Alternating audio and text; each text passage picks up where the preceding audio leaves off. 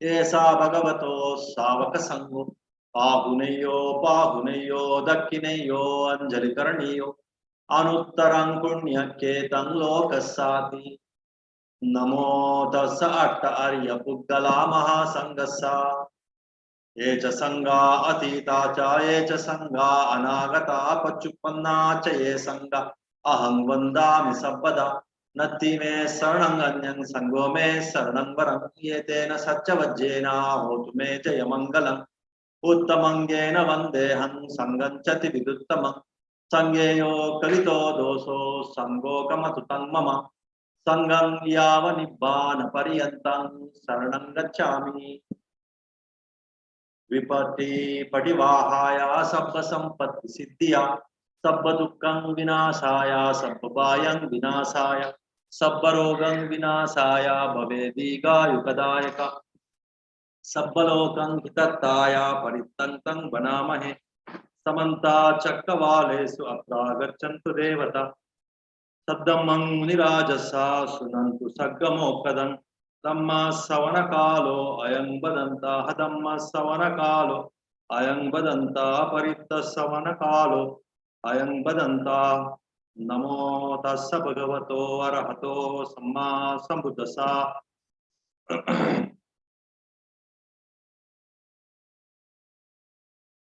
एवं मे सुतं एकं समयं भगवा सावत्यं विहरति जेतवने अनाथपिण्डिकस्य आरामे तत्र को भगवा भिक्खु अमन्तेसि भिक्खवोति वदन्तेति ते भिक्खु भगवतो पच्चसोऽसु भगवा एतदवोचा दश इमे भिक्खवे धम्मा पब्बजितेन अभिन्नं पच्चवेक्कितब्बा कथमे दशा व्यवन्नियं हि अज्जूपगतोति पब्बजितेन अभिन्नं पच्चवेक्कितब्बं परपटिबद्धा मे जीविकाति पब्बजितेन अभिन्नं पच्चवेक्कितब्बं अन्यो मे अकप्पो करणीयोति पब्बजितेन अभिन्नं पच्चवेक्कितब्बं कचीनुको मे अर्थशीलतो न उपवदतीति पब्बजितेन अभिन्नं पच्चवेक्कितब्बं कचीनुको मंगनुविच्च विन्यो सब्रह्मचारी शीलतो न उपवदन्तीति पब्बजितेन अभिन्नं पच्चवेक्कितब्बं सबे हि मे पिये हि मनापे हि नना भावो विना भवोति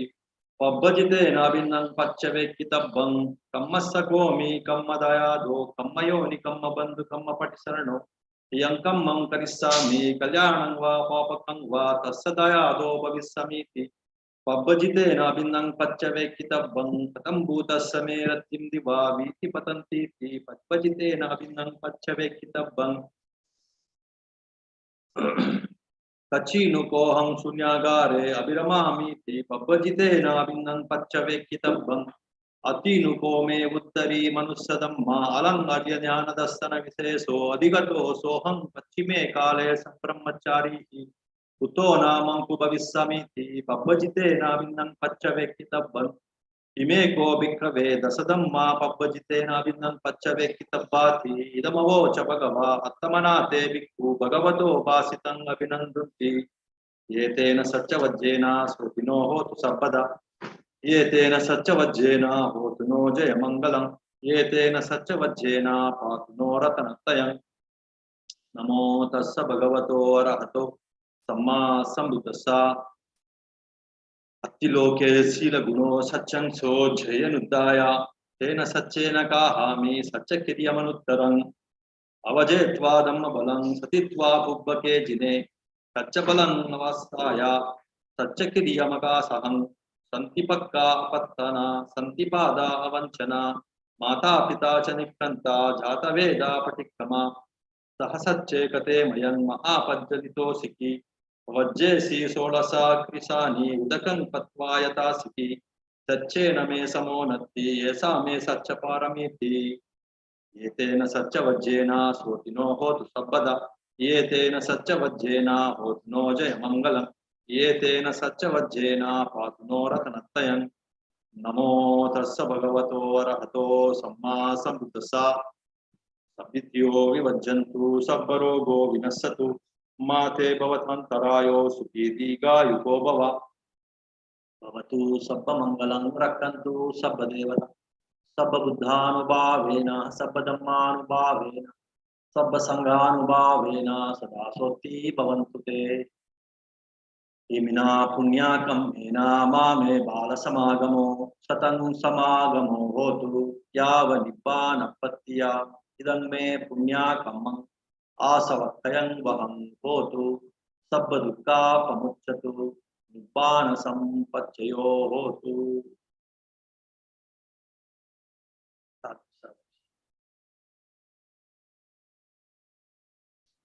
So, so today's chanting is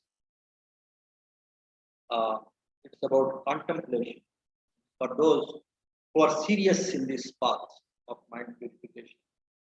Those who are very serious, those who are committed the entire life, I should work on this uh, by become the renunciates.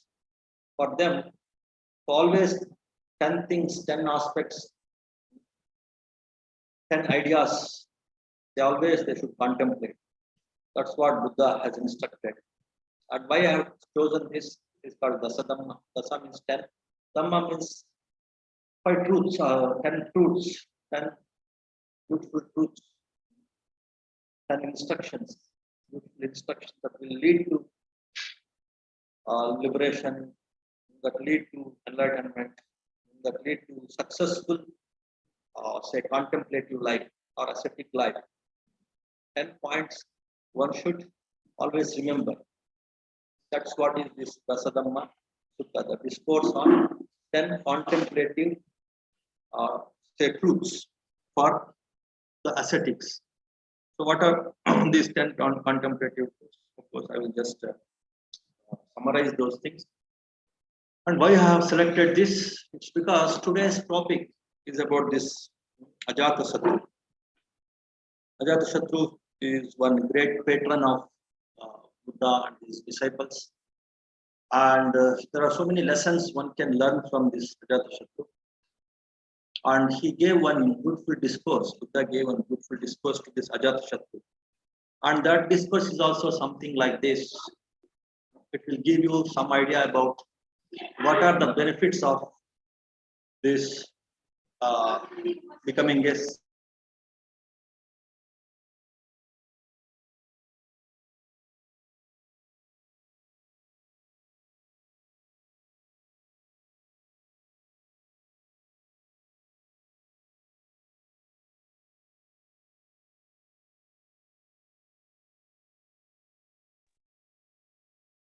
So in that way, it is related. So what the contemplative should do, the 10 aspects for a contemplative to always remember, and what are the benefits of becoming a full-time contemplative. That's what is our discussion today. So now coming to these 10 points.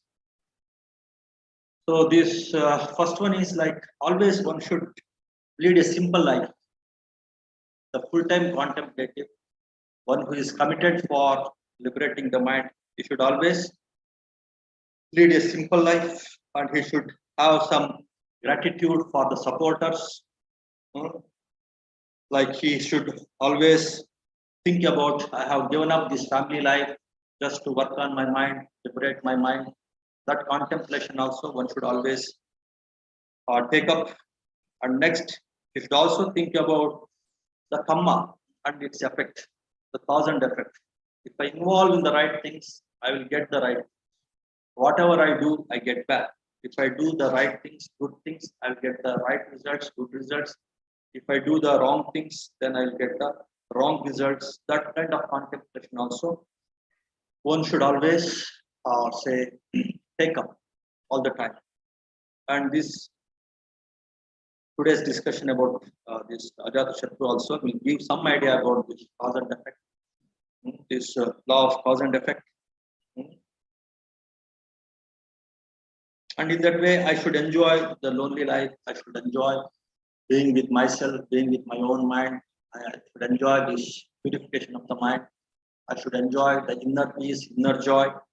So that kind of contemplation one should have. I should not indulge in this worldly nonsense. The so-called people think it as the superior happiness or the happiness. I should not involve. I should involve in my inner peace, inner joy. In that way, if you contemplate, then you are you will reach your goal, you will achieve your goal. So that's what is this Dasadhamma Sutta. The 10 contemplations that one serious meditator, seriously who is working on purifying mind, that they should do. So in that way, it is related to today's discussion. One of the important discourses given by Buddha to this Ajatashatru is also about the benefits of becoming a full-time contemplator, a serious meditator on mending one's own mind, deriving the true happiness, true peace by mending one's own mind, by developing one's own mind, seeking the true happiness, inner happiness, instead of getting carried away by the external things, worldly happiness. So that kind of connection is there between this Dasadhamma Sutta and the Samanya Phala Sutta. So because of that reason, I have chosen this Dasadhamma Sutta for today's chanting, today's contemplation. Now coming to today's topic, that is this Ajatashatru, and how his life is very unique, very special. He is one evil man turned into a great patron, great supporter, and a great man for that matter. So there are so many lessons we can learn from his life, because we too undergo a lot of influences, bad influences, good influences, just like this Ajatashatru. And also we can compare this Ajatashatru with one more great disciple, great king who became disciple of Buddha, like Ashoka, and see the differences or the similarities between this Ashoka and Ajatashatru also. So we can definitely derive a lot of spiritual insights also from the life story of this Ajatashatru, and also from maybe this comparison with this Ashoka. So we will see both the spiritual aspects and a little bit of historical aspects, so that extracting the morals, the lessons, or the insights from this great king is possible. That is the idea. It's not just some storytelling, talking about or discussing about the story, the life story of one king. No, that is not the idea here. The idea here is to say extract the insights, find out the insight, to dig into their life, the transformation that has happened in their life, and the different influences, different say uh, circumstances, and its impact and its outcome. In one's life story, we will see how say the circumstances will influence a person to indulge in either good or bad, and also we can understand its consequences. A good action leads to good result, a bad action leads to bad result. That kind of law of cause and effect also we can understand. That is the reason why we should sometimes look into the life of successful people, or any good person or evil person, how the evil results has ended up. In the case of a good person, how the good results appeared or say ended up, how this wheel of action and reaction, cause and effect, how it will go on, how it will influence one's life. So those beautiful lessons we can learn from the story of each and every person for that matter. But here we have chosen this Ajatashatru because there are very, very specific, very, very impactful lessons we can learn. The deep impact we can definitely learn from the life of this Ajatashatru. So that is the main reason we have taken up the story, the life story of this Ajatashatru. Coming to the birth of this Ajatashatru and who is he, the background. So during Buddha's life, so this great king, he was there. He was a contemporary of Buddha, and also he was the contemporary of Mahavira. That's what the texts say. So if we look at say the Buddhist angle or these Buddhist scriptures, they don't discuss much about this uh, Ajatashatru's association with Mahavira. But if you see some other historical documents, there they have mentioned about this Ajatashatru's association with Mahavira. So it is mentioned in many of the Jain scriptures and also in some in some history books. So what they have mentioned, so they have mentioned about, so previously before he came in contact with uh, Gautam Buddha, so he was influenced by, he was actually a wise man, this this Ajatashatru. But because of wrong associations, he fell into the association of wrong people. Then he lost his balance, and he became foolish, and he became evil also. Those things are mentioned. They are mentioned in the Buddhist scriptures. A few of them are mentioned.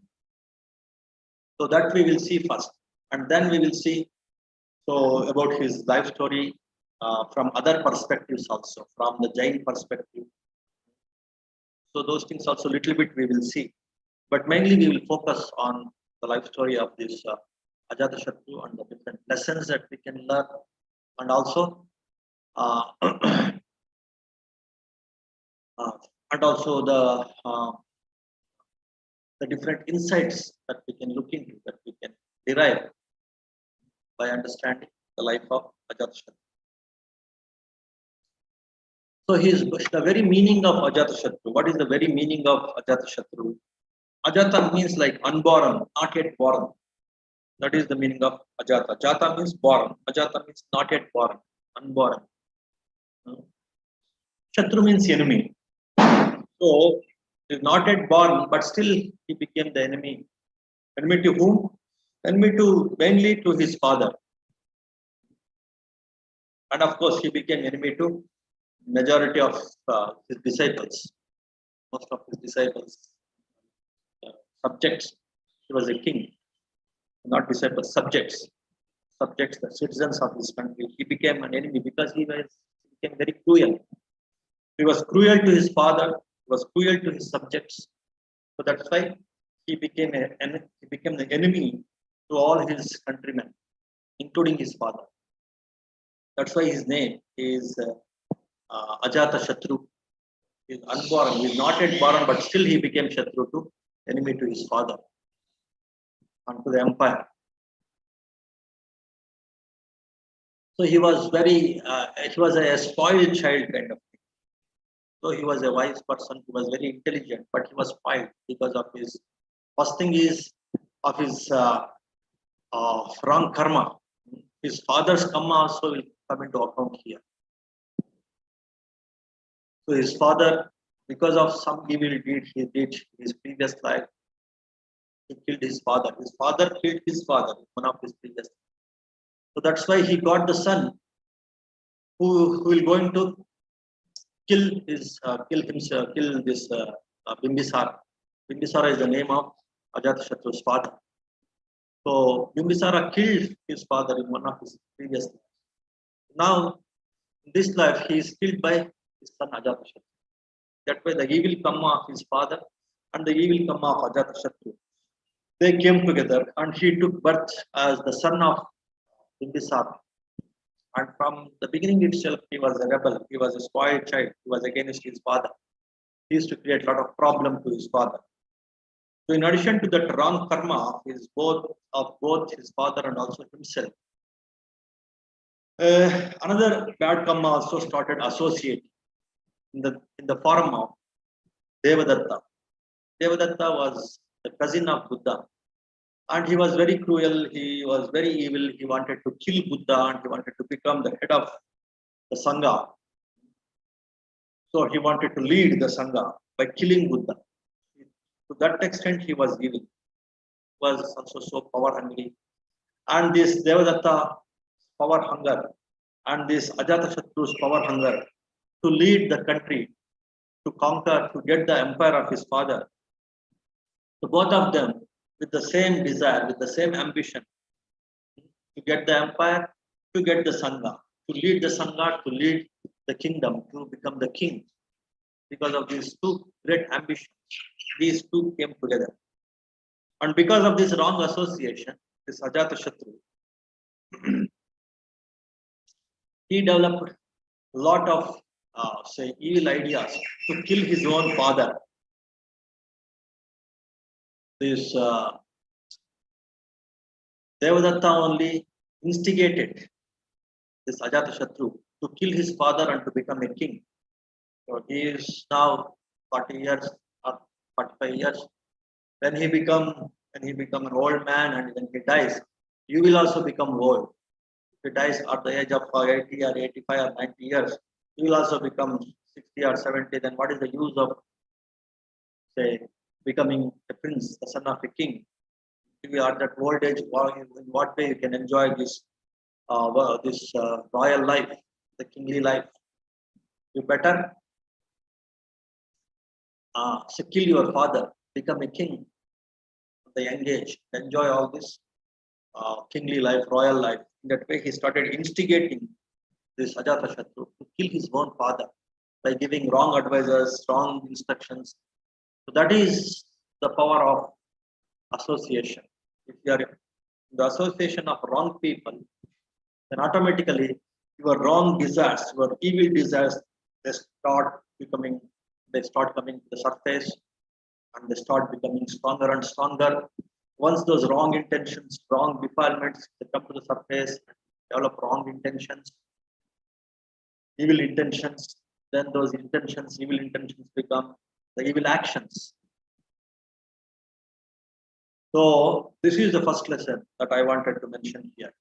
What is the first lesson in the life of Ajatashatru? Though he was an intelligent boy, though he was very skillful in so many things, so many warfare skills, warfare, uh, knowledge, that warrior skills. He used to excel so many other princes, and he became top in all those skills, talents. And he was very intelligent also, very bright, brilliant also. And he learned all those, say, spiritual knowledge also. He was in association with so many spiritual masters. So many spiritual masters also taught him a lot of spiritual things. There were so many masters, not only the Vedic, the Brahminical knowledge, he learned the shamanic knowledge from so many other shamanas. Shamanas means like we can say like atheists, those who are into self-discovery by themselves. There were so many groups, there were so many sects during that time also. So he used to meet all those masters and he used to learn from them. That way he was good in both worldly knowledge and also spiritual knowledge. That kind of spiritual knowledge. Though he was having all these brilliant qualities, because of his wrong association with Devadatta, all his evil intentions, the defilements also started coming to the surface and they started bearing the fruit and they started becoming intense. And it led to the wrong actions. So, what are those uh, wrong actions? He started, say, the different plots to kill his father, and he imprisoned his father. He put him behind the bars. He imprisoned him, uh, and he captured the throne of his father. Not only that, so his father, out of his parental love, father's love, he just forgave his son. He just ignored. Yeah, now I'm becoming old, let him enjoy the throne. And he started torturing his father. He stopped giving food to the father, his own father. He put him in the jail and also he stopped giving food to the father. Then his mother, somehow she used to manage to give some food to the father in several ways. And somehow he survived for a few days, his father. And finally, this Ajatashatru, he wanted to kill his father by starving him to uh, death without giving him food. But somehow he is still surviving.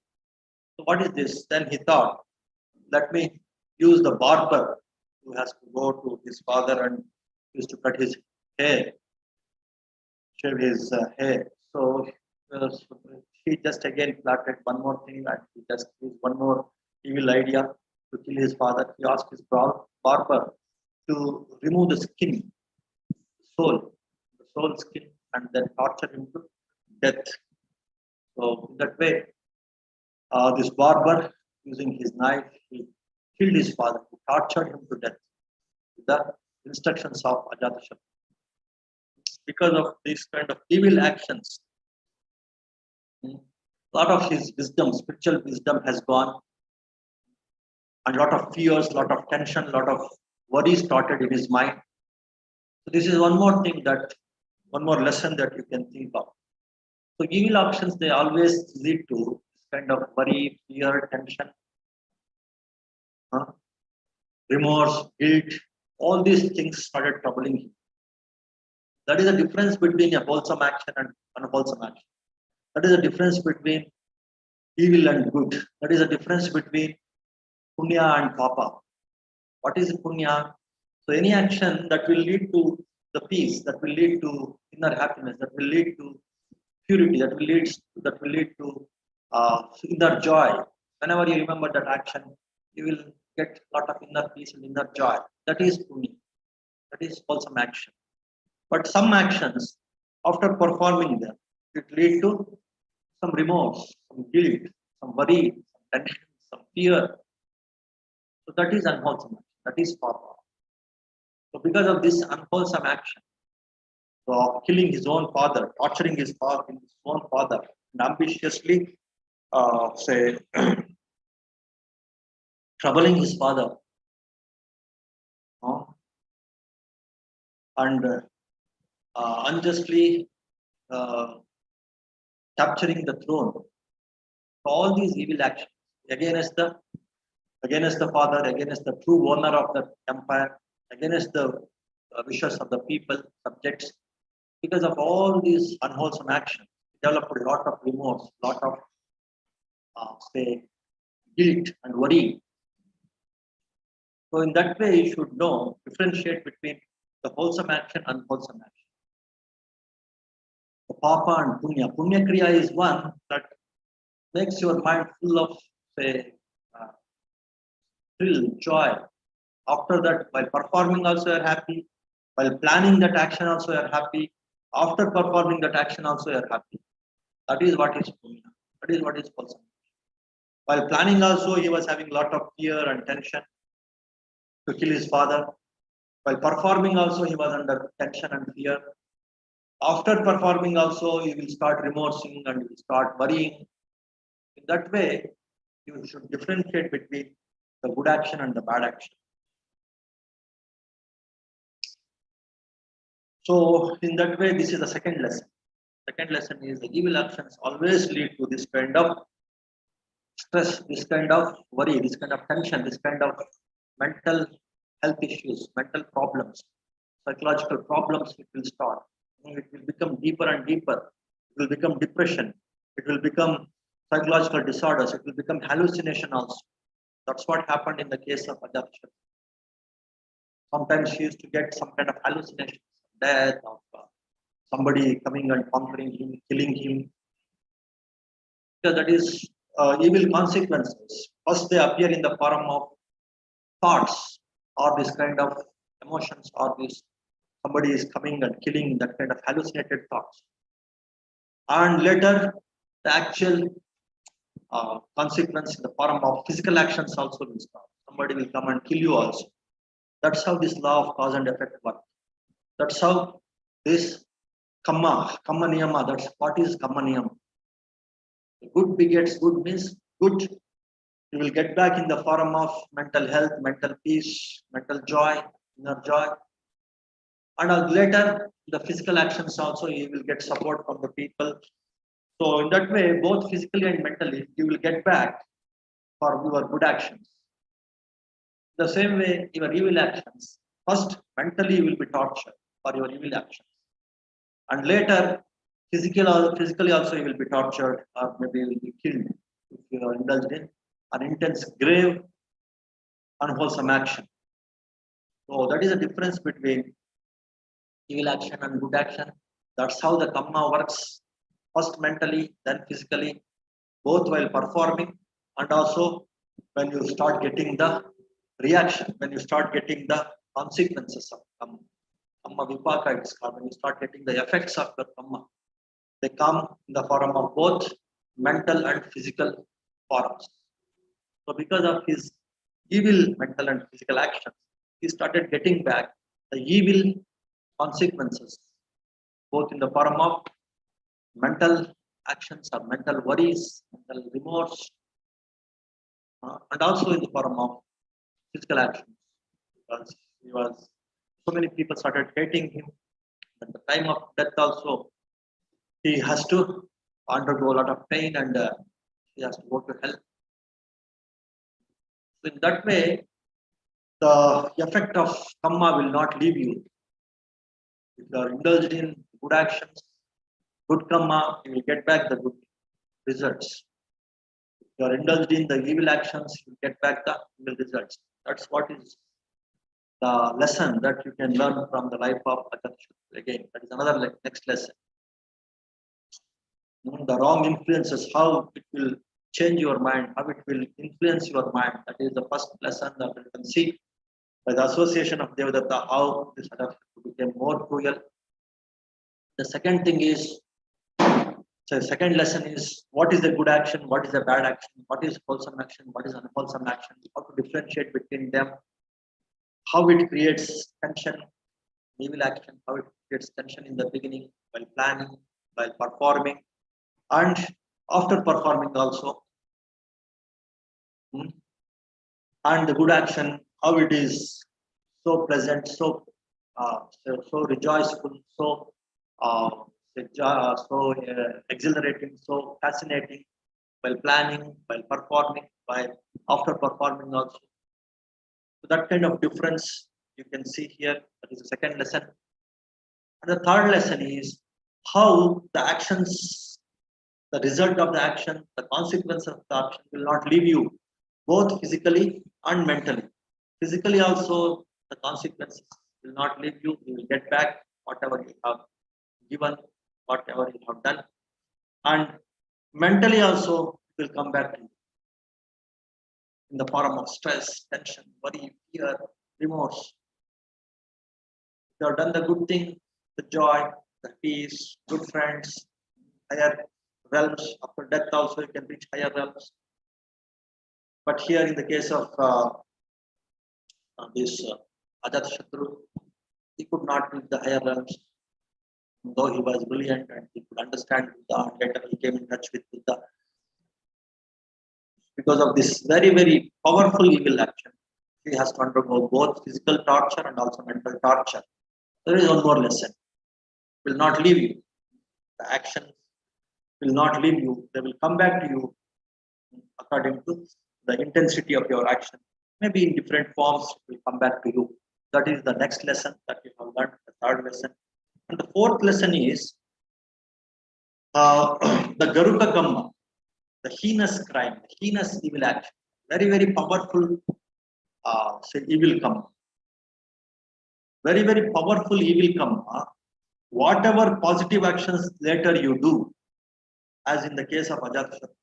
After this, there was complete change in the thinking and in his actions. That I will tell you, that I will explain in this discourse only. So even though he went through all those positive changes in his personality, in his thinking, in his attitude, in his behavior, in his actions, but still, this is so strong, so intense, so heavy. This karma of killing father, killing mother, killing an arahant, and injuring or say, inflicting pain or injury on a Samma Sambuddha, Buddha like our Gautama Buddha, and creating differences, the followers of Buddha. So that kind of evil actions are called Garuka Kamma, and having wrong view, having one very intense wrong view is also a evil Garuka Kamma. Garuka Kamma means heavy action, very, very strong. It will go deep into your core, will destroy your core itself. Then after that, whatever positive things you do, whatever wholesome actions you do, it can't remove your deep-rooted evil action and its consequences or its results and its vipaka. You have to go through the evil consequences of your Garuka Kamma, the evil, the very strong evil action. So in that way, so he indulged, he performed this Garuka Kamma, this heavy evil action. And because of that very intense evil action, what happened? He had to uh, though lot of positive, lot of wholesome actions he did, but still he could not escape from the consequences, from the vipaka. He had to say enter into the hell after his death. So this is the next fourth lesson that you can learn from the life of this Ajatashatru. What is that? There is something called very strong evil action. That is not to kill, killing father, killing mother, killing an arahant, a spiritual person. So these are so intense evil actions. They will take you to the hell too. You can't escape from the hell. So that's why one should be careful about the very intense evil actions. Killing is actually killing a human being is also relatively quite intense. Many people they don't understand it.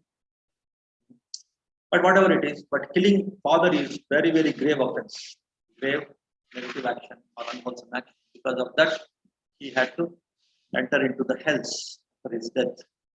So this is about the intense actions, intense grave actions that we remember. The intense grave actions are so dangerous, you can't escape from it. By whatever balancing actions you do, whatever wholesome things you do, you can't simply escape once you indulge in these very grave evil actions. So this is one more lesson that you can think of. Then coming to the story of this Ajatashatru, what next happened?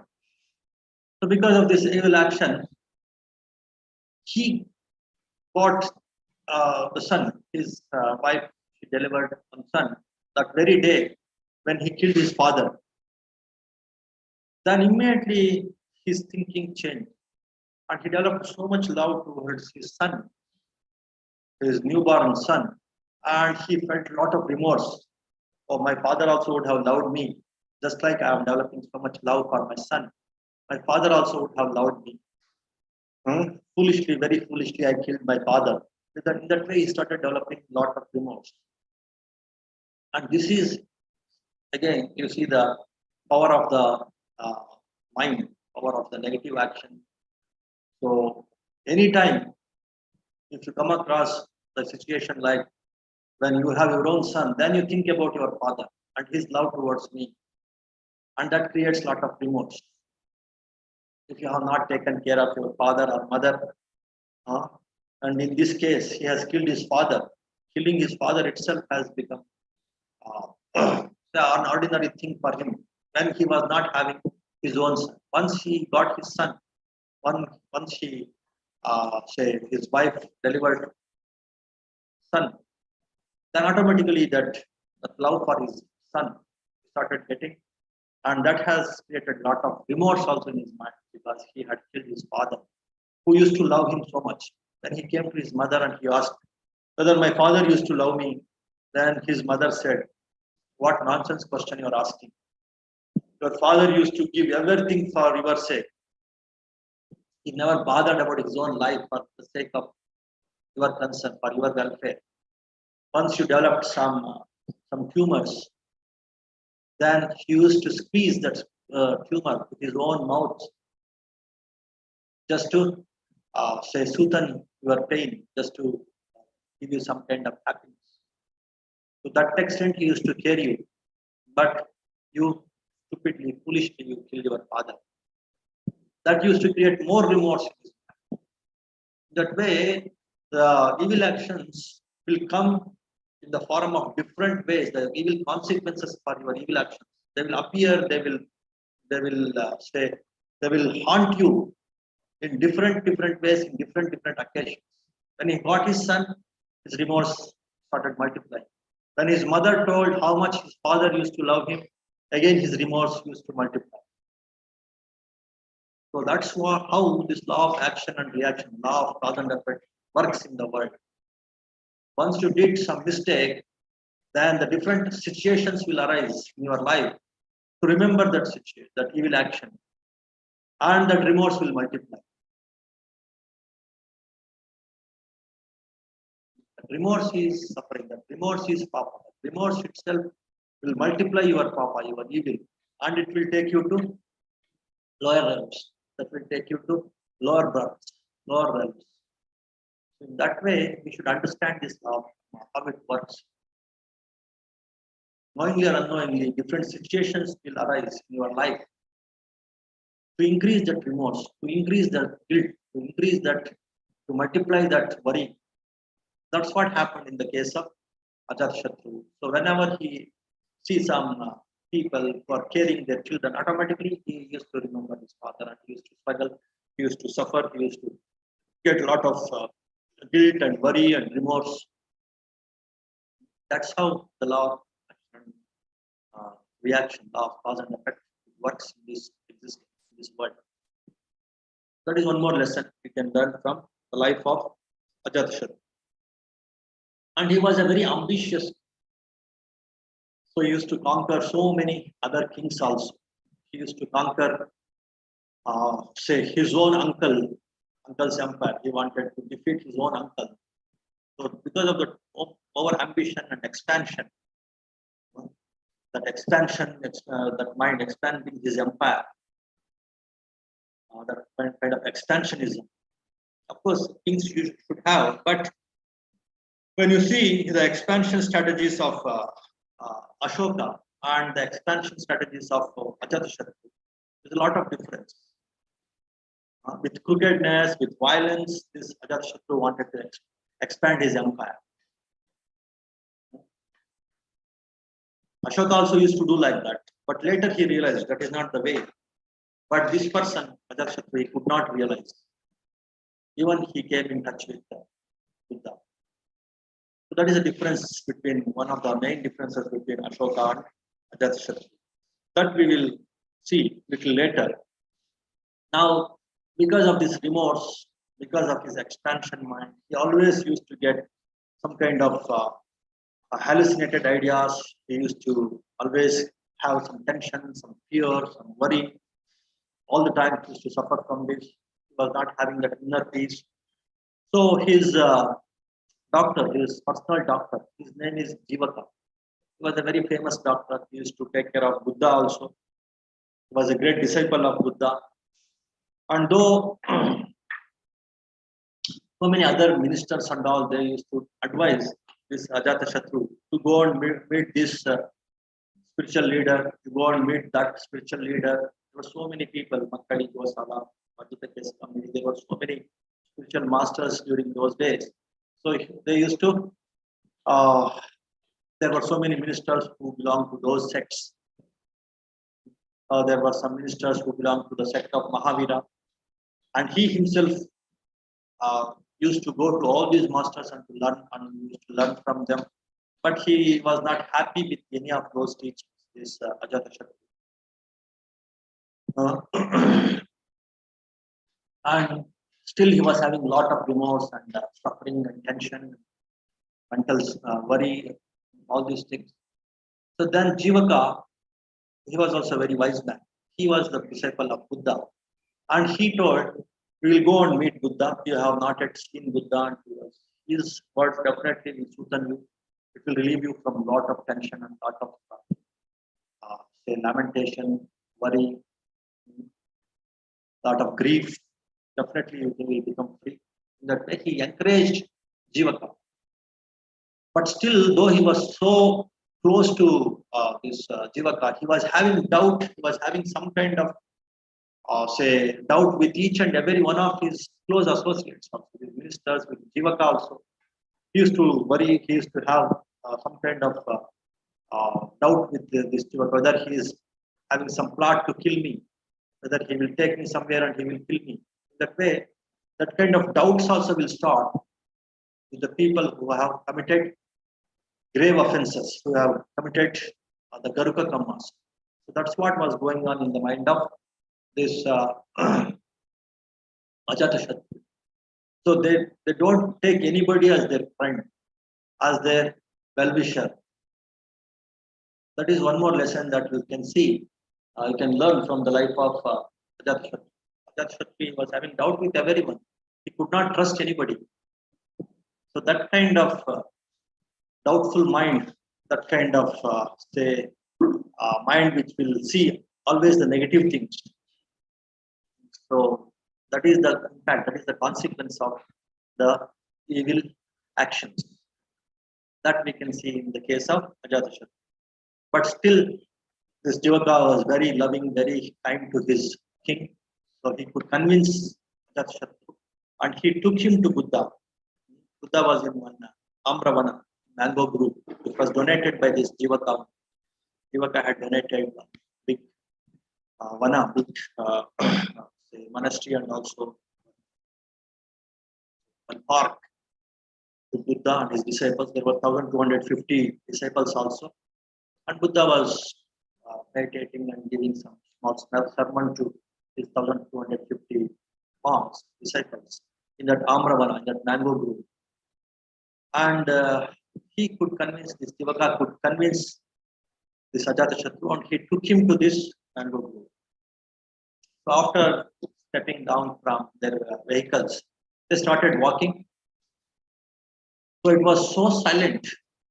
Though they approached Amravana, he could not hear even one word of human habitation. There was not even a single sign of human habitation. He again started developing doubt. This Ajatashatru. Maybe it is the plot of this Jivaka to kill me. So what he did, what is your idea? There is nothing you can hear. You are saying 1,250 people are here, but I can't hear even one sound. There is pin drop silence there. What's going on? What's your plan?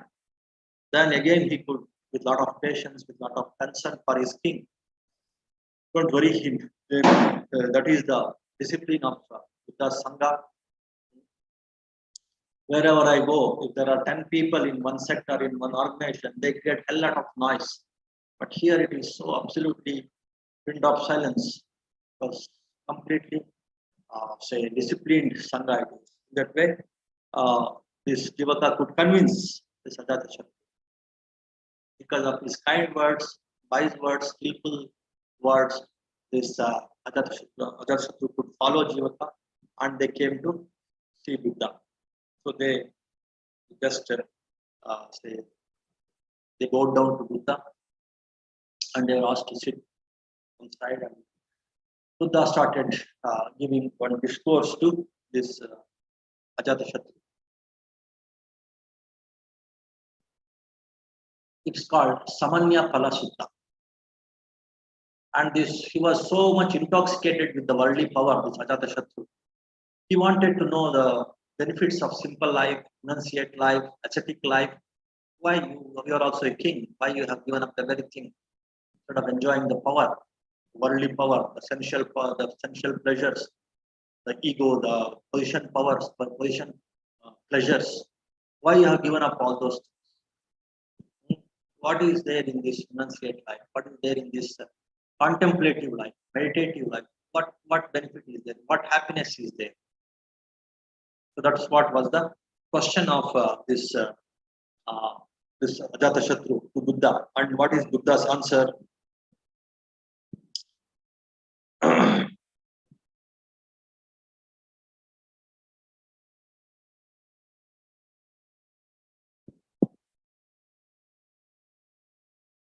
So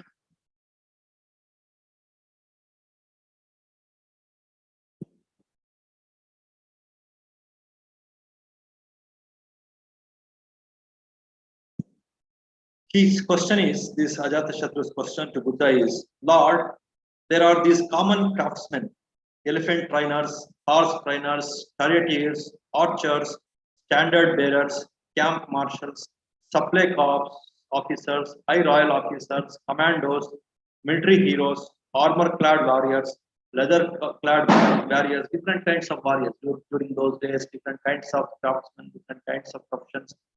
So he is talking about those things. Domestic slaves, confectioners, barbers, bath attendants, cooks, garland makers, laundrymen, weavers, basket makers, potters, calculators, accountants, and any other common craftsmen of a similar sort. They live off the fruits of their crafts.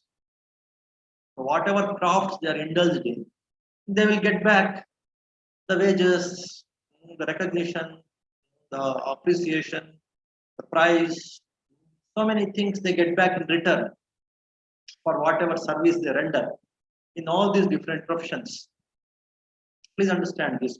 This sutta. This is one of the most beautiful discourses, and he is also a wise man, like your Milinda, King Milander. Sometime back, I gave a discourse on this King Milander. Something like that. He was also puffed up with a lot of pride, and he was not very evil, but he was very proud. That Milander, but this uh, Ajatashatru, he was very proud, and also he did one very heinous evil action, that is killing his father. But still, though he did a lot of heinous things, though he was proud, but still in the company of Buddha, how he could get the peace to great extent. That also we will see. So that is one more lesson that you can. The right company, the company of wise people, the company of great masters, how it gives you the great wisdom, lot of peace also. Though you had done a lot of heinous crimes, he was heinous actions. That is one more lesson we can learn from. So here in the company of Buddha, how lot of his doubts, lot of his questions were answered, how he could get lot of inner peace. That also we will see now. So in that way, he is saying there are so many professions, there are so many professionals, so many craftsmen. By their service, they get a lot of physical and say materialistic benefits, and also a lot of say benefits in the form of power, position, appreciation. All these things also they will get. They give pleasure and refreshment to themselves, to their parents, wives, and children, to their friends and colleagues because of their work, because of their professions. They give a lot of pleasure to themselves and also to their dependents, their friends, their relatives, and all. They put in place an excellent presentation of offerings to Brahmins and contemplatives, like the monks and the shamanas, leading to heaven, resulting in happiness, conducive to a heavenly birth, heavenly. And not only taking care of the people around them, taking care of themselves, and also they do some punya kriya, and also they will get the heavens even after their death. In that way, their life is complete.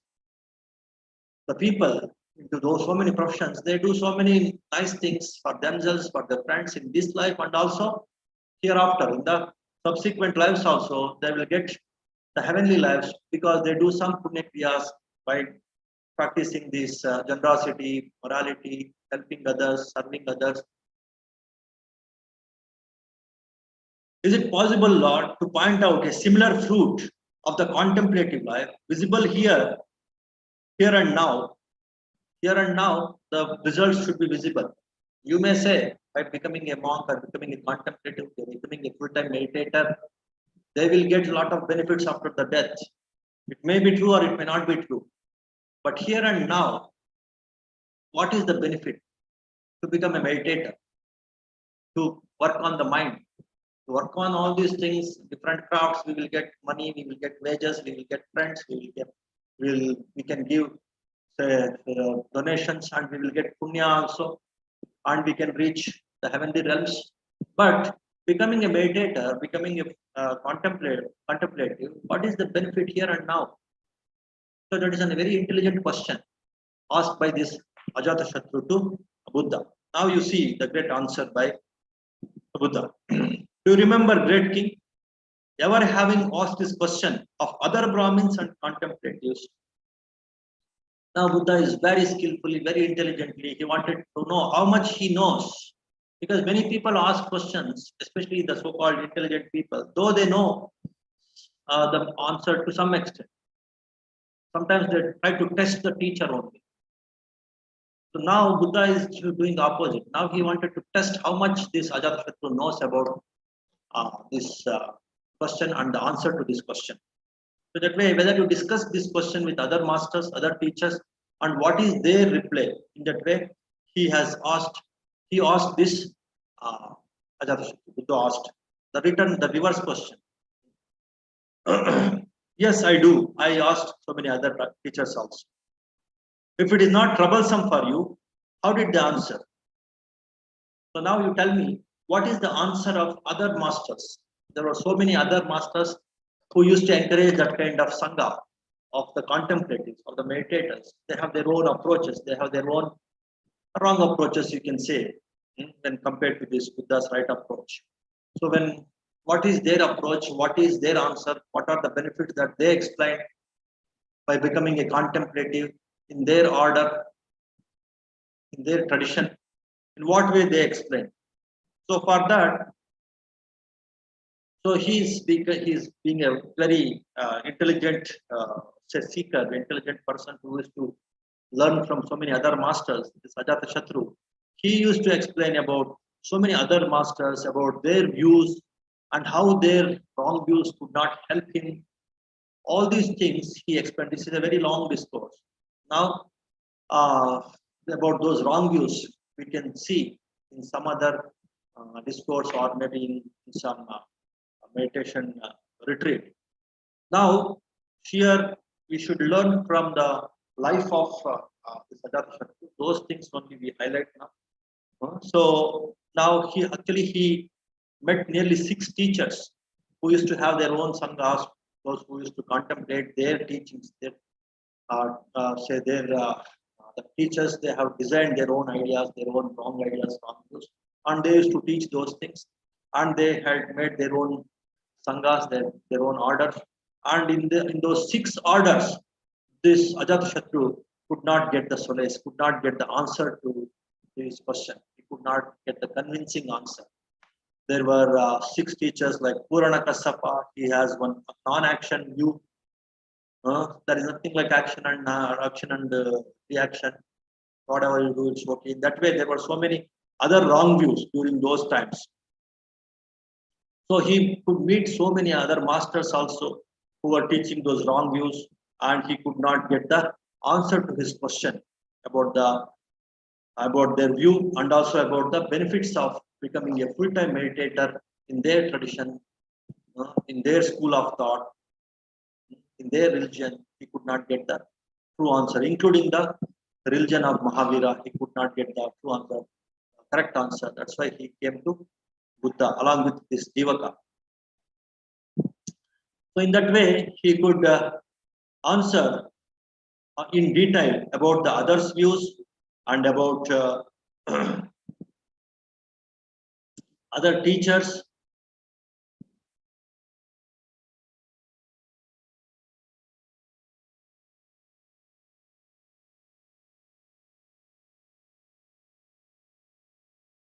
So then Buddha started giving the different benefits of becoming a contemplative in Buddha's order, the Buddha's tradition. What are the different benefits of becoming a full-time contemplative? Giving up the household life and taking a renunciate, becoming an ascetic, not attaching to any worldly things and leading a contemplative life by giving up the household life. What are the benefits? So Buddha first says by asking a counter question. For example, one of your slaves, he became a full-time meditator. He comes to me, he takes the robes, or he became a full-time meditator, even by taking, let us say, not maybe full-time, full-fledged monk, even for a few days. He has given up his slave's life in your palace, and he becomes a meditator here by taking temporary ordination, even temporary ordination.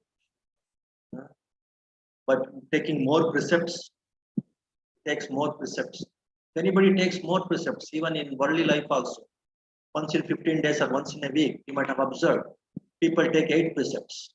Once they take 8 precepts, all other people started respecting them. In so many other traditions also, if the people take more precepts, then automatically other people will develop more respect. He stopped, say, taking intoxicants. He started taking one meal. Hmm. He stopped even killing, or in that way he always practices meditation in that day. That way, even one day if you take that kind of contemplative life, other people will start respect. Even if he is a king, that's what is the question asked by Buddha. If your own slave, if you become a contemplative, a meditator, if he takes more precepts, then what will you do? Then definitely I respect him. Like when he was a slave, I used to order him, I used to command him, I used to say reprimand him when he does some mistake. But once he becomes a contemplative, even for one day, then I will go down to him, I respect him, I salute him, I try to take care of his requirements, whatever requirements, minimal requirements he wants when he was in a meditation center. I used to take care of his requirements by providing him food, medicine, and all these things. So in that way, Buddha again now he's convinced with the immediate benefit of becoming a full-time meditator, contemplator. What is that? A person who becomes a contemplator, a full-time contemplator, a meditator in a meditation center, or become a part of Sangha, or become a monk, then immediately he will get respect from the people around him. That is the first benefit. All the people, even though he's a slave, even though he is looked down upon by everyone, slaves, nobody will respect slaves. Everybody used to look them down. They were, say, very much ill-treated. But now, once he becomes a contemplative, a meditator, a monk, then automatically he will get all his basic requisites like food, shelter, medicine, and all these things. Definitely, to that extent, they will get, and also they will get a lot of respect from the people around. Why people are struggling in this world? Because of these two things only. They want to get money, shelter, food, all these things. And why they are struggling again in this world? To get respect from the people. But once you become a renunciate, you are getting both. You are getting both your physical requirements and also you are getting the requirements for your, say, for your ego requirements or your presence or your self-respect. You will get self-respect. You will get respected by everyone. So these are the immediate benefits that you can immediately understand with this counter question. So you have told you respect your slave as if he is your master. In that way, you respect. Once he becomes a contemplative, a monk, a meditator. So see how beautifully it is answered. So the immediate benefit is to get both the requisites and also the respect from the world. So that a person will get when he goes through uh, from household life to the renunciate life. And then he will start enjoying the the happiness of lonely life. That is the second benefit. Many people, in search of happiness, they go to so many parties, so many celebrations, so many rituals, so many say ceremonies, the social life, everything they talk about. But still, they are not satisfied with all those things. But once you become a renunciate and you start enjoying the life of that solitude, that is a superior joy. That is the second benefit of becoming a full-time meditator.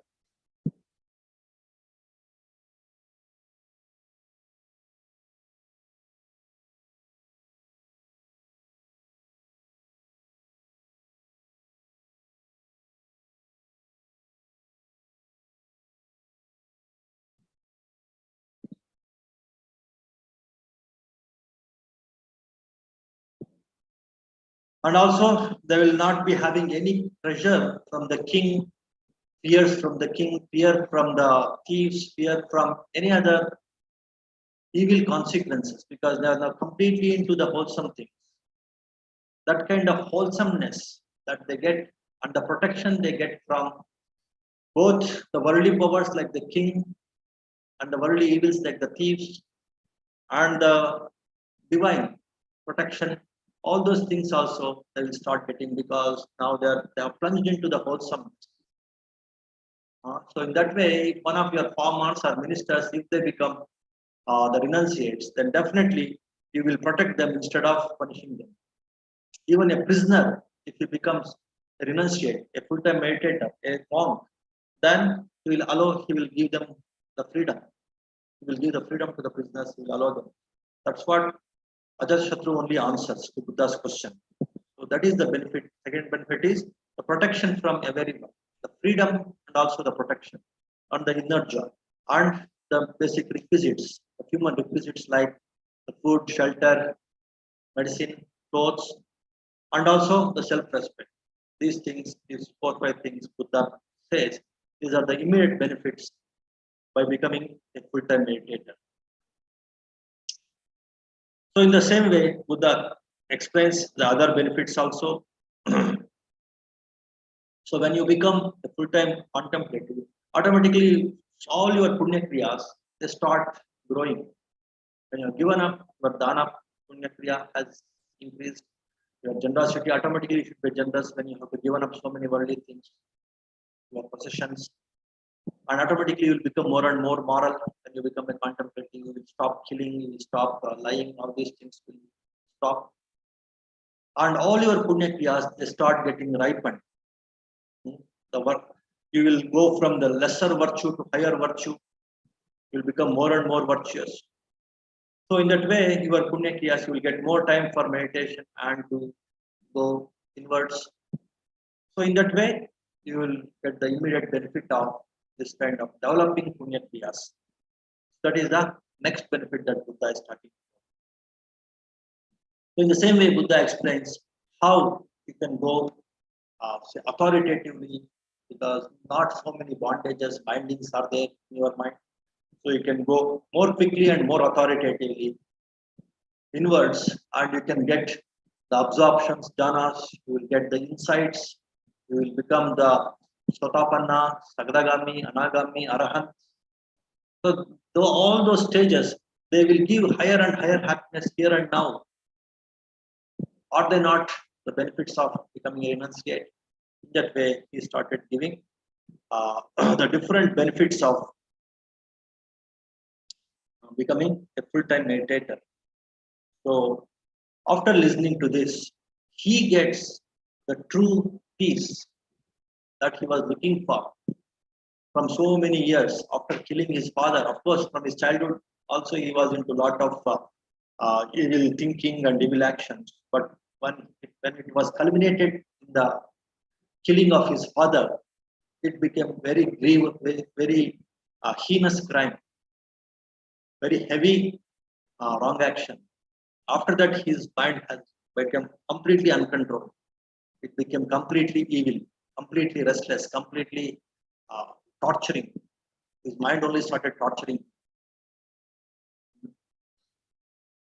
That remorse, that grief, that fears, the phobias, hallucinations, everything started. But after listening to Buddha and after getting beautiful answers, also a lot of explanation, it's very long discourse. But the essence is this one. So very convincing answers when he started getting for all his questions. Then he started getting a lot of. At least he could develop complete faith in Buddha, and that very faith is so powerful that will cleanse your mind to a great extent. Because when you get an authoritative person who is completely inclined towards absolute inner peace, absolute freedom, absolute wisdom, absolute enlightenment, and who has achieved it, like Buddha or Gautama, and that very companionship and his kind words and his skillful, intelligent words, that they could soothe this, the most disturbed mind of this Ajatashatru. And that is the next lesson that we should look into. Just like the wrong company will corrupt your mind and create hell lot of suffering to you, the same way the good company, the wise company, the wholesome company, like the company of the teachers or the people who are truly inclined towards freeing the mind, who are fully inclined towards the right view, development, and rightly freeing the mind, rightly achieving the enlightenment. If your mind gets inclined to that, then you will get the true peace, true happiness, that very association, and having the belief, having faith in that true association of the right master and the right group, then automatically you will get a lot of inner peace. That very faith itself will give a lot of inner peace. That's what happened in the life of Ajatashatru. Though he was disturbed by so many evil actions, the wrong association, the unwise association, the wrong views of the wrong masters, they could not help him. But once he came in the association of right teacher with the right view, our Buddha, then he could get that solace, that peace, that very faith he could develop, and that very faith also could give him a lot of solace, lot of peace. That is the second.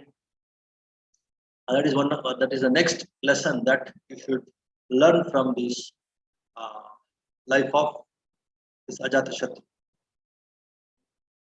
And also Buddha explains how just now in one of our disciples here he was asking me. So by developing our mind, by working on the mind, by developing our mind according to this right view, mindfulness, right view meditations, whether we get some kind of higher powers also. That's what he was asking. So Buddha could tell him all supernormal powers, all kinds of supernormal powers, higher powers, divine powers, you will get by developing your mind only, by developing your mind with this right view only, by developing these jhanas, the absorptions, only you will get it. So in that way, Buddha could convince this Ajatashatru, and that again gave him a lot of confidence, lot of faith, and that very faith, very confidence of this path, again gave him a lot of peace, lot of inner solace to this Ajatashatru.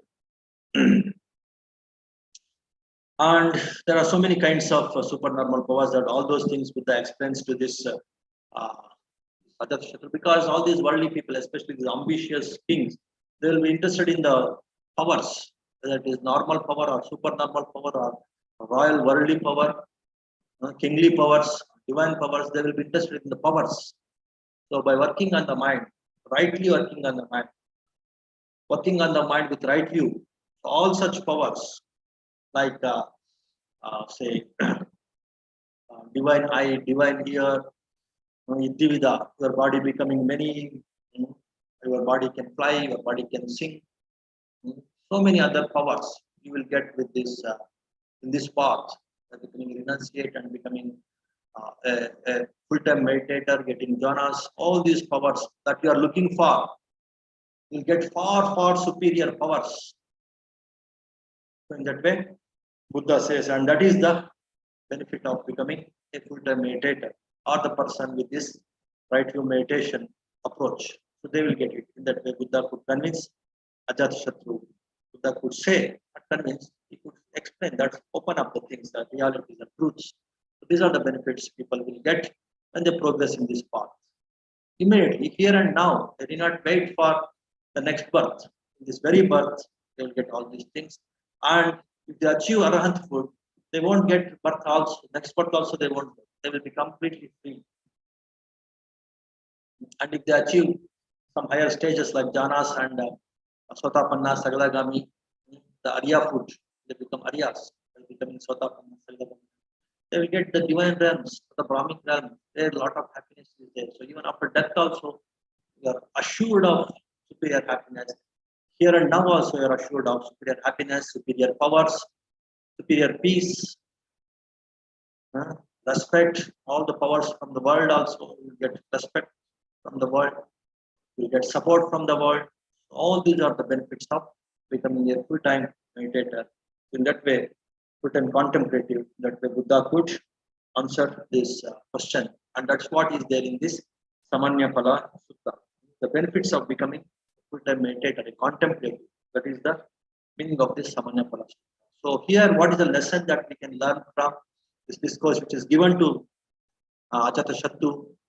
So it is the right association, the right view of the right masters, like Buddha, and their association, how it can give the inner peace, the true joy, the true say happiness, even to the most spoiled or the most corrupted mind, like that of this Ajatashatru's mind.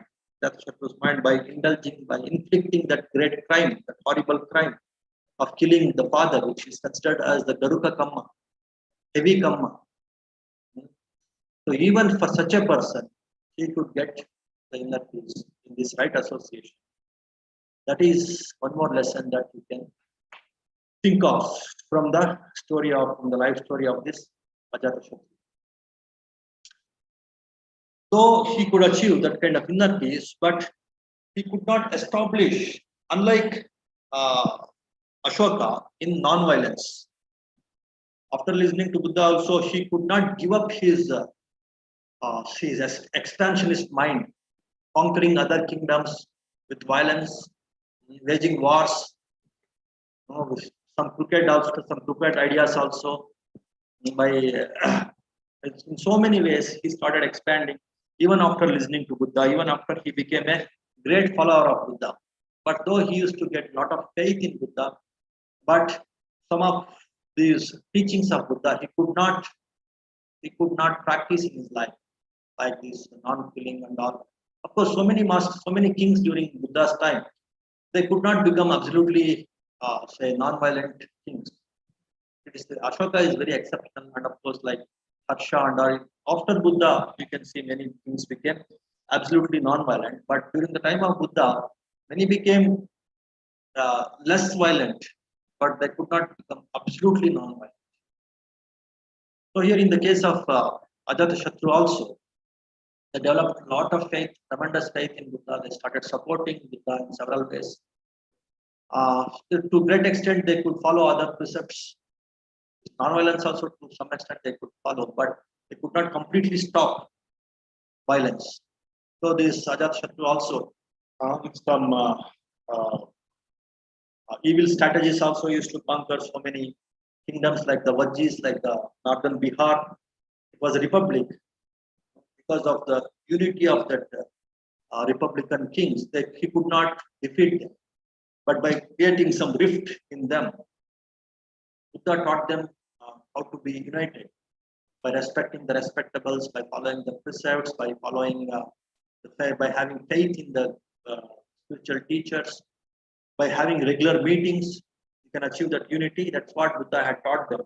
So many other ideas also he had taught. They were following it, but he created some kind of rift among the republican kings, and he could conquer that northern Bihar or Vajji kingdom. And he could conquer the Kosala king by marrying his daughter, and also so in different ways he could conquer a lot of kingdoms. Of course, that was the beauty of the king. That was, but he could become more non-violent. That is what you can learn from the life of Ajatashatru. Once he became the follower of Buddha, developed faith in Buddha, automatically, unknowingly, so many virtues, so many teachings of Buddha started influencing him consciously and slowly. His temperament, his attitude has changed, and he started deriving a lot of inner peace. That is the power of association. That is the power of faith. That's what is one more lesson that you can see in this life of this Ajatashatru. And then his faith has become too much. Even after the death of Buddha, he started becoming, like, say, very ambitious. He wanted to keep the ashes of Buddha with himself only. But later again, his wisdom started say working, and he could distribute so many other kings. In that way, he could become more, say, democratic, more open. That autocracy from his mind, that lordship, that expansion mind, that hunger for power, all these things they started reducing, and he could become more and more wholesome, more and more virtuous, more and more democratic, more and more lovable, more and more prized and appreciated by his subjects. In that way, you can see the power of the right teachings, the power of right view, the power of right association, To a great extent, it can change even a person like Ajatashatru. But when he died, when he died, he had to go to hell. Buddha says, just by listening this Samannapala Sutta, if he had not killed his father, he would have become an Arya, he would have become a Sotapanna minimum, he would have become uh, a very liberated person like a Sotapanna. But because he had killed his father, that thought, that kind of remorse, that kind of guilt, it is again and again it has come in his way to understand, to comprehend, to assimilate, to own this knowledge that I had taught him. Because of that, now he could not escape from his evil action. For a few years, definitely he had to suffer in the hell, and then he will be liberated from the hell, and definitely will progress in the path of Dhamma. That way, he assures, Buddha assured other people about the power of this Dhamma, power of right view, power of right association. So these things we can see in the life of Ajatashatru. So when compared to Ashoka, Ashoka could not only became very faithful to Buddha's teachings, he started becoming so generous he could donate his son and daughter to become the full-time meditators and contemplatives and promote these teachings of Buddha. And also he could spread the teachings of Buddha by establishing so many chaityas, stupas, and stupas. And also he became more and more moral, he became more and more virtuous. That's why he stopped killing, he became a non-violent king, and because of his non-violence, he could expand better than this Ajatashatru. He could conquer the greater, say, the regions, he could expand most regions of this Jambudvipa, this Indian subcontinent. So in that way, non-violence or the virtuous life, even for a king, is more beneficial. So that's what we can see in the life of Ashoka. But by mere faith, by mere right association, it could help Ajatashatru also to a great extent, even though he had committed the heinous crime of killing his father. So these are the different lessons you can see, you can learn from the life of Ajatashatru. So with this, we will conclude. If you have some questions, we will see. And with the chanting, we will conclude. Any questions? Anirudh?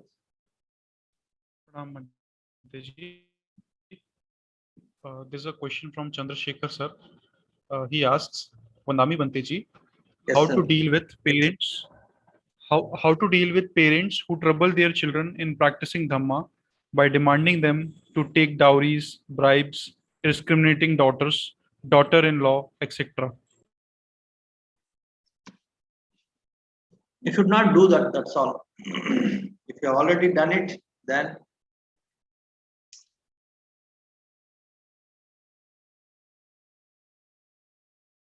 how to deal with parents who trouble their children in practicing Dhamma, who trouble their children in practicing Dhamma by demanding them to take dowries, bribes, etc., discriminating daughters, etc.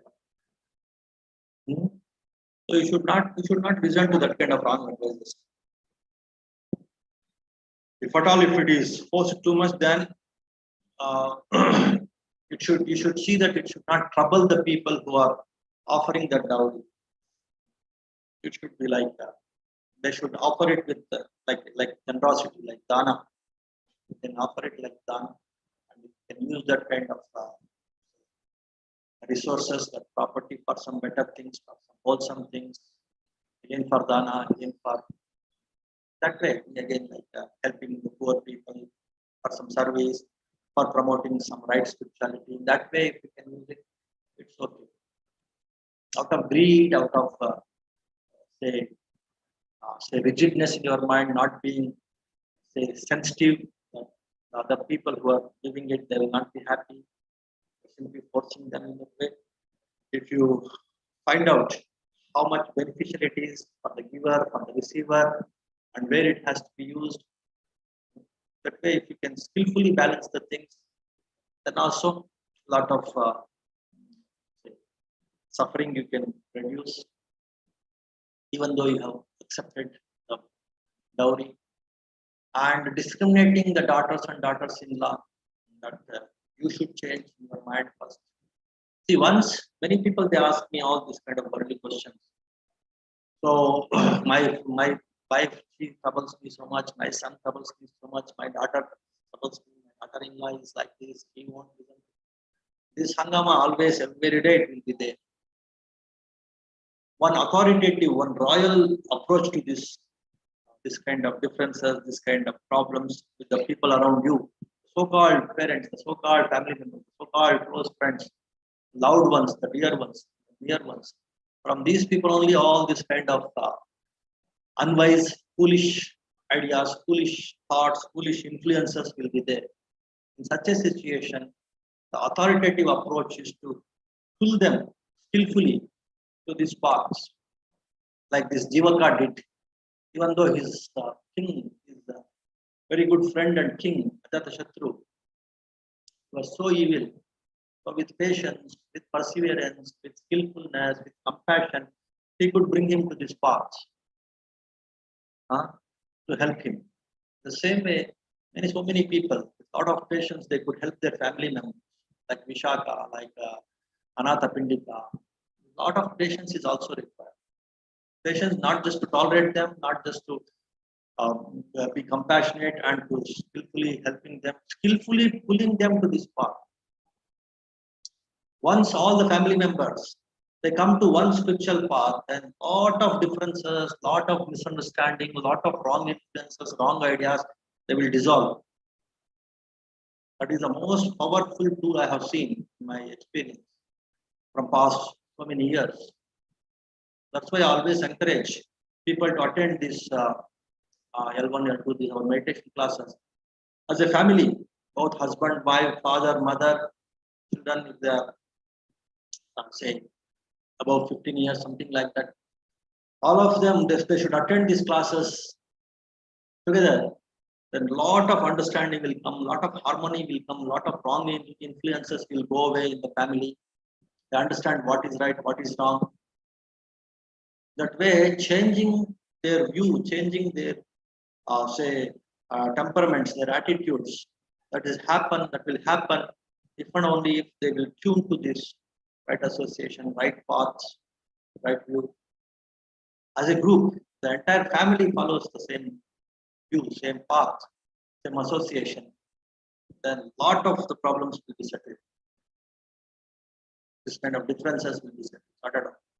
Until unless a person changes his view, whatever you do, you can't change your father or mother or wife or husband. If they slowly start understanding, start tuning to this, oh, so many people, it seems to be good. So many people also comment, okay, all right, it looks good. I'm also getting some inner peace. That way, if they realize, then automatically all the rigid views, wrong views will go away. They will not give wrong ideas. They will not give say wrong advices. So that is one authoritative way that I can suggest at this juncture. Then slowly they will understand what is generous mind, why you should not squeeze other people for other the only things, why one should be moral, one should be virtuous, generous, all these things slowly they will understand. Until then, you have to bear with them, you have to tolerate them, and skillfully turning them towards this is the first and foremost. Once you're successful in this, rest everything will follow. Okay, next question.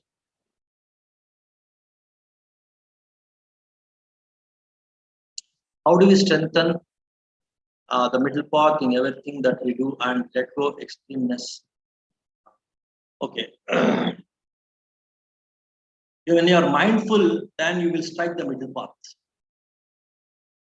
Mindfulness, this moderation and middle path, they go together.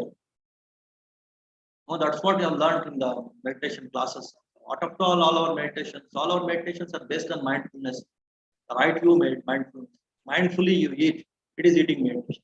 Mindfully you say observe the breath, then it is breathing meditation. Putting mindfully onto it, objectively, without being attached to it, without being carried away by it, objectively, I am separate, breaths are separate, I am separate, the tastes and smells they are separate. In that way, objectively you are working on these sense objects, all your activities. Then you are practicing mind. So mindfully when you are eating, you don't overeat, you don't eat less also. So that becomes your nature.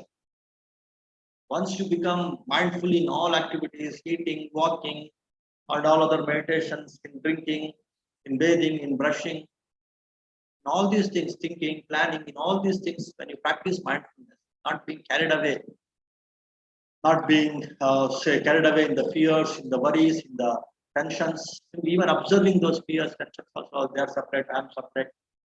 That kind of chittanupasana also, separating the thoughts also from yourself and observing them as they are, separating these sensations, bodily sensations, observing them objectively, observing them as they are, separating the sounds and observing them as they are, not reacting to them with liking, disliking, and not being carried away by them. The taste and smell sounds, all these different meditations that you are learning, you are going to learn. All these things you learn authoritative, right view mindfulness. And that mindfulness will make you moderate. But mindfulness will make you to establish this middle path. After all, middle path is moderation. That way, thorough understanding of all these different meditation techniques, which are nothing but the mindfulness techniques, which are nothing but mind purification techniques. What is mind purification after all? When there are defilements like anger, hatred, fear, they are like the defilements. When you remove them, either through wholesome feelings, the right to feelings, the right to confidence, the right to perception, different meditations like sanya, right to perception meditations, right to awareness meditations, to practice, then automatically your defilements you will understand. You can able to see the defilements as defilements, the fear as fear, the tension as tension, the worry as worry. They are separate, I am separate. That kind of right view observation, right view mindfulness, right view and right view mindfulness, if we establish these things authoritatively, meditation and mindfulness, experiencing them with this right view approach and growing in them is the most authoritative way to establish in the middle path. There is no other shortcut. Understanding intellectually it will help to some extent. By practicing this right view meditation, observing all these sense objects, all these thoughts, all these emotions, all these fears, worries, all these sensations, the body, all the worries and fears and thoughts of the mind, objectively, they are separate, I am separate. Even the breath, I am separate, the breaths are separate. That objective observation, without reacting, without being carried away, to learn to observe and develop that skill, that kind of stepping back, that kind of purity, not getting mixed with this worldliness of the body, worldliness of thoughts, negative things, positive things in the mind which are going. That kind of separation is the way to strike the middle path and to establish them. That's what you are learning, you are doing in all these different levels of meditation courses. And also encouraging others, just like I was answering previous question, encouraging your family members, your friends, your relatives, colleagues to enter into this path. But also keep your mind very skillful, very active. How best I can encourage these people, motivate these people, fix these people to this path. If that way, if you're thinking, then your mind becomes more middle path oriented, skillfulness oriented, kind of carried away in this worldly nonsense, worldly fears, worldly thoughts. It will stop. Mind becomes more in this giving mode, helping mode. You enter into the giving mode, giving mode. It is more authoritative. This is the best help. This is the best gift. If that realization comes, they're establishing other person in the middle path. They're working hard to establish other person in the middle path, and automatically you will be established in the middle path. In that way also, you can become volunteers, coordinators, influencers, promoters of this middle path. Then you will establish in the middle path. That way, I encourage all of you to help the people, help yourself in this way to establish in the middle path. Enroll them in the today the class will commence. Uh, so, so help others to establish in the middle paths by enrolling them in these classes. Then you will establish in the middle path with more say energy, with more skillfulness, with more leadership. Then automatically uh, you will become more skillful, and also you will get the support from the people around you, like the family members, like the friends, like the colleagues. Then the progress in this middle path becomes much more intense, much more, it will be hastened. When the people around you are also into the same track, then it will become easy for you. Your journey becomes more easy.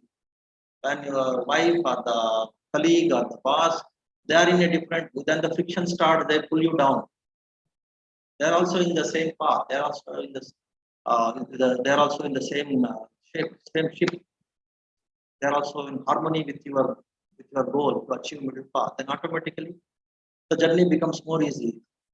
There is no friction. There is no pull. There is no conflict with the people around you. Then progress becomes easy. In that way, to take this as an opportunity, as a skillful means. This service is not just for the sake of the organization, sake of the teachers, sake of the people, sake of the society, sake of the world. No, it is for you also. It is for the person who has plunged into this service in the form of volunteer, coordinator, influencer, promoter, trustee, whatever it is. That is one more authoritative way to establish in the middle path and to avoid the extremes. Okay, we'll conclude. Pranam Manteji. There's one more question from. Yeah. What if people take advantage of our silence and good behavior? Should we act or wait, come what want? Sometimes a combination of both these things. If you get some skillful idea, some compassionate, skillful idea to fix them, you just implement it. If you don't get, keep quiet. Yeah. In that way, you should handle the situation. If you're equanimous, if you're alert, sharp, equanimous, then automatically skillful idea will come. For that, again, you should daily practice, you should establish that in that skillfulness, that compassion, in that equanimity by practicing all these awareness meditation. Then you automatically your mind will say come out with the suitable, skillful way of fixing that problem. Out of compassion and awareness, wisdom, automatically your mind will get, oh, for this person, he's stuck here. What kind of solution I can give? What kind of remedy I can think of? Automatically your mind will get. If you don't get it, then you should be silent. Or if you can think of some other skillful means. You can listen to whom, or in which circumstance, in which environment his view can be changed. Then in that way also you may get some idea. You don't get any skillful idea, either by yourself or with other people, if you can't change him, transform him. Sometimes you may have to do it repeatedly, like this Vishaka did. Vishaka, sometimes she used to fail in fixing her family members to follow this path and to say stop their evilness. Sometimes she was not successful. Then one has to work on one's own mind, one has to develop that inner joy and be patient. Then the karma will definitely work. It will take care of such person. You will get the kicks from the world, or wrong people will get definitely the kicks from the world. From the kicks they will learn that sometimes silence, sometimes skillful means. If you get skillful means. This is the combination that one should think of to handle such people who try to take advantage of one's silence. And of course, one should be quite dynamic on one's own goals and one's own spiritual goals, one's own worldly goals. Again, the people will not dare to take that advantage of your silence. Once you are very busy, then people will be scared of taking advantage of you, either spiritually or in the worldly things. Again, the right association. If in the right association, working seriously in the spiritual goals, and again, the people will be scared to take advantage of you. that way, you handle the people those who try to take advantage of your service. Okay, so we conclude. Anirudh? Yes, Bantiji, there's no other question. Okay. We conclude with one small chant.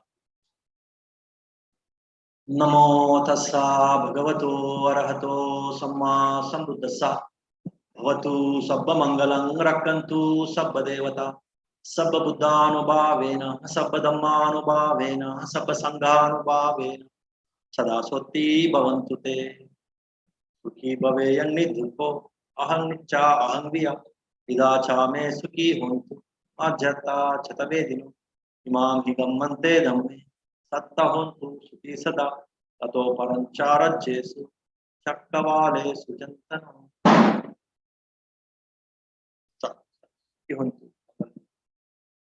May all of you be happy, healthy, and peaceful. May all of you establish the right view, right association, right faith, right skillfulness, right compassion. May all of you help yourself and also help others. But also, may all beings also be happy, healthy, and peaceful. May all beings also establish the right path. Sukhi rahe.